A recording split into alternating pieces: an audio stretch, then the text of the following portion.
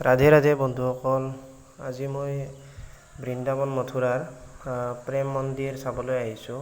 এটা গেট পাই সোমাই আহিলোঁ। ইয়াত সন্মুখতে কিদৰে শ্ৰীকৃষ্ণই কালিয় দমন কৰিছিল, কিদৰে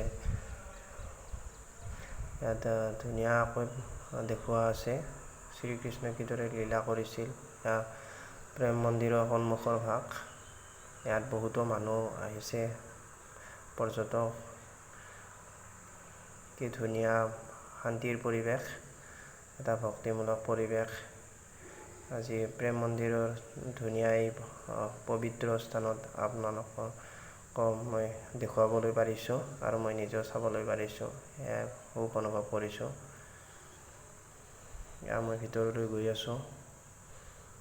ইয়াত মানুহ বহুতো আহিছে, বহুতো পৰ্যটকো আহিছে।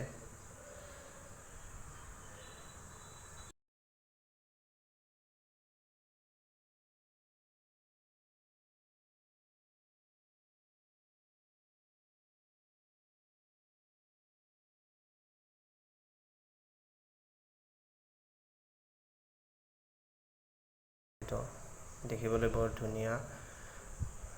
ভিতৰলৈ গৈ আছোঁ, এই কাষেৰে ভিতৰলৈ সোমাই গৈ আছোঁ। এইবাৰ কি ধুনীয়াকৈ শ্ৰীকৃষ্ণই কিদৰে লীলা কৰিছিল তাক দেখুওৱা আছে। এটা সুন্দৰ পৰিৱেশ।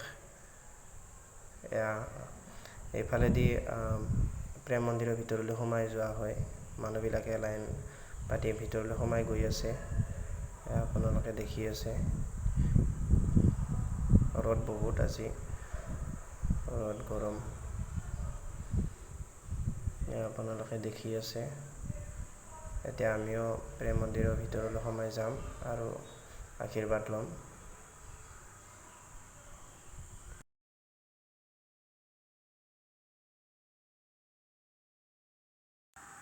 আপোনালোকে দেখি আছে কিদৰে শ্ৰীকৃষ্ণ, ৰাধাৰাণী আৰু গোকুলবাসী, বৰচানাবাসীয়ে ইন্দ্ৰই যি ধাৰাসাৰ বৰষুণ বজ্ৰ পেলাইছিল নিজৰ অহংকাৰত, সেই বজ্ৰৰ পৰা গোকুলবাসী আৰু বৰচানাবাসীক শ্ৰীকৃষ্ণই কিদৰে ৰক্ষা কৰিছিল সেয়া দেখুওৱা হৈছে। গোবৰ্ধন পৰ্বত দাঙি কেনে সেই গোবৰ্ধন পৰ্বতখনে গোকুলবাসী, বৰচানাবাসী সকলোৰে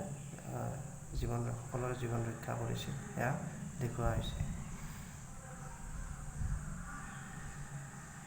এয়া জোলনাত ৰাধা কৃষ্ণ জ্বলি আছে, জোলনাত কি ধুনীয়াকৈ।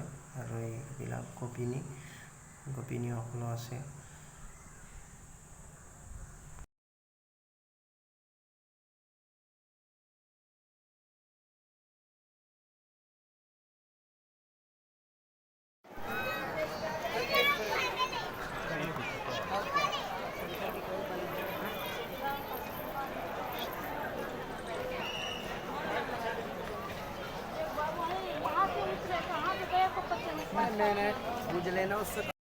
এতিয়া আমি আশীৰ্বাদ ল'ম বুলি মন্দিৰৰ ভিতৰলৈ সোমাই গৈ আছোঁ।